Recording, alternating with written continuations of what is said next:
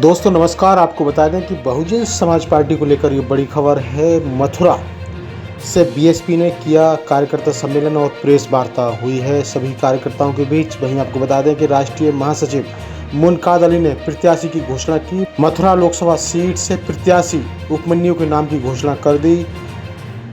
और आपको बता दें कि कमलकांत उपमन्यु अब बहुजन समाज पार्टी के लोकसभा प्रत्याशी होंगे। बहुजन समाज पार्टी की तरफ से उनके टिकट की घोषणा कर दी गई है और वहीं कमलकांत उपमन्यु को मैदान में उतार दिया गया है। ये देखिएगा जो प्रेस वार्ता हो रही है और आप जिस वीडियो फुटेज को देख रहे हैं उसमें आपको कमलकांत उपमन्यु जी नज़र आ रहे हैं। ये वीडियो सोशल मीडिया पर जमकर वायरल हो रहा है और बता दें और साथ ही कमलकांत उपमन्यु जी का कहना है कि अब की बार मथुरा की जनता भरोसा करेगी उन पर। बार बार देखा दूसरे सांसदों को, लेकिन अब की बार उन पर भी विश्वास जता के देखेगा, ये कहते हुए नज़र आ रहे हैं वीडियो के अंदर।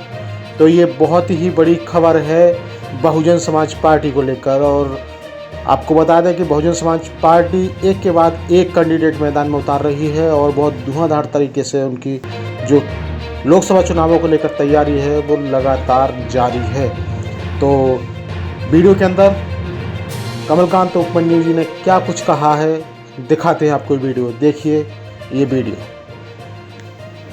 बहन जी ने याद किया है, बहन जी से मुलाकात हुई, बहन जी ने बड़े प्यार से बोले ये पुराने हैं, इनको दोबारा लड़ाएंगे, मौका दिया है। और ब्रज के इतिहास में यहाँ एक और बात मैं कहने जा रहा हूँ।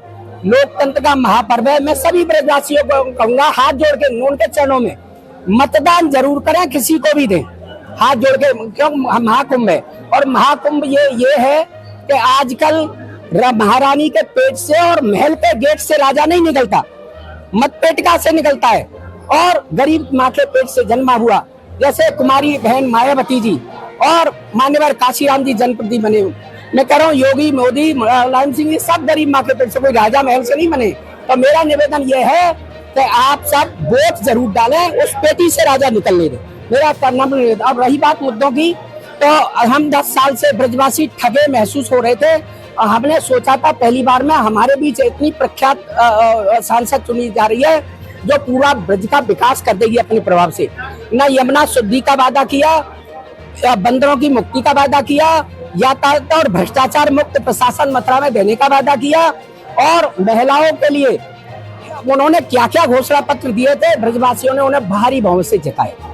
उसके बाद मैं तो कहता हूँ उनके साथ जो चले गए राष्ट्रीय अध्यक्ष लोकदल के जयंत चौधरी तक को ब्रजवासियों से नकार के हेमा जी को जिताया, लेकिन वो अपने वायदों पर खरी नहीं उतरी।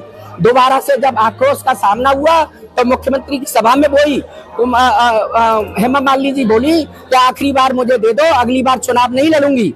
तो ब्रजवासियों ने कहा आखिरी बार है, ये आपके वादा पूरा करके जाएंगी, आगे लड़ेंगी नहीं। दोबारा जिता दिया, लेकिन अब तीसरी बार आ गई है और इन्होंने बीजेपी के ही बड़े बड़े नेताओं को धोखा दे दिया।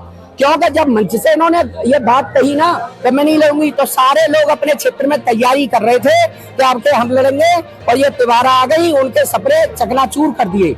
ये बाहरी लोग अपने प्रभाव से टिकट तो ले आते हैं और जीत के चले जाते हैं। इनको ब्रजवासी की सेवा का समय ही नहीं है।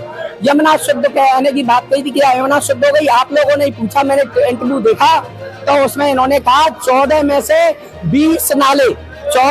20 नाले मैंने बंद कर दिए। बताइए कौन सा गलत है? 14 में से 20 नाले बंद हो गए तो फिर यमुना शुद्ध हो गई होगी जब 20 नाले बंद हो गए। तो आरोपा कैंट के प्रचार में दिखती है यमुना पे चलो बैठ के एक लोटा जल आप लो, यमुना जल एक मिलूंगा। हमारे यहाँ आज भी आस्था है, उसी यमुना जल से ठाकुर जी की रसोई बनती है मंदिर में, उसी और जिसको ये आचमन करें। मेरी आपसे निवेदन, मेरी बात वहां तक पहुंचाइए हेमा जी तक कि आप आइए, मैं भी प्रत्याशी, आप भी आमने सामने लड़ रहे हैं। पहले यमुना जल शुद्ध हो गया तो 1 लोटा मैं तो आस्था में पीऊंगा, आप भी पी के दिखाइए अगर यमुना शुद्ध है तो। दूसरी बात, यातायात जाम रहता है, यातायात की कोई व्यवस्था नहीं है। और सबसे बड़ी बात, 2014 से 19 के बीच में जो हर हारे हुए जीते हुए को 5 करोड़ रुपया सांसद निधि मिलती है, इन्होंने केवल 15 करोड़ ही निकाले। 10 करोड़ सरकार के खाते में लैप्स हो गए जो ब्रजवासियों की सेवा में आते। वो लैप्स हो गए। 15 करोड़ में भी केवल 80% यूज हुई, 20% उसमें भी चली गई धनराशि वापस।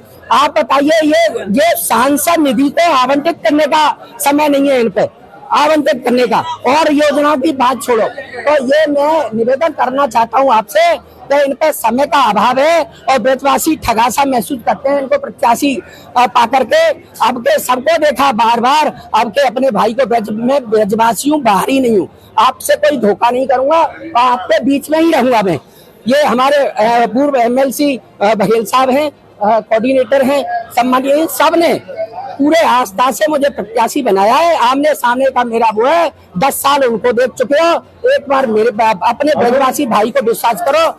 मैं, यमुना मेरी माँ है, कृष्ण भगवान की आराध्य, कृष्ण भगवान की पटरानी है, और मैं नेत्रवती जाता हूँ। मेरी सोशल साइट पे वीडियो देख लो, मैं वहाँ सेवा करने भी जाता हूँ। लेकिन हेमा जी से अनुरोध करता हूँ, आप भी आइए, हम भी चलते हैं, एक लोटा जल पियेंगे अगर शुद्ध है वो पी के दिखाएं। आरओ के पानी को गरीब परिवार कैसे पी लेगा, उसका प्रचार में आती है। यमुना जी के प्रचार करें, यमुना जी को। अब पहले इन्होंने आंदोलन छेड़ा था, भाजपा के लोग साथ रहे थे, और मैं उसमें राष्ट्रीय संयोजक था उस यमुना आंदोलन में।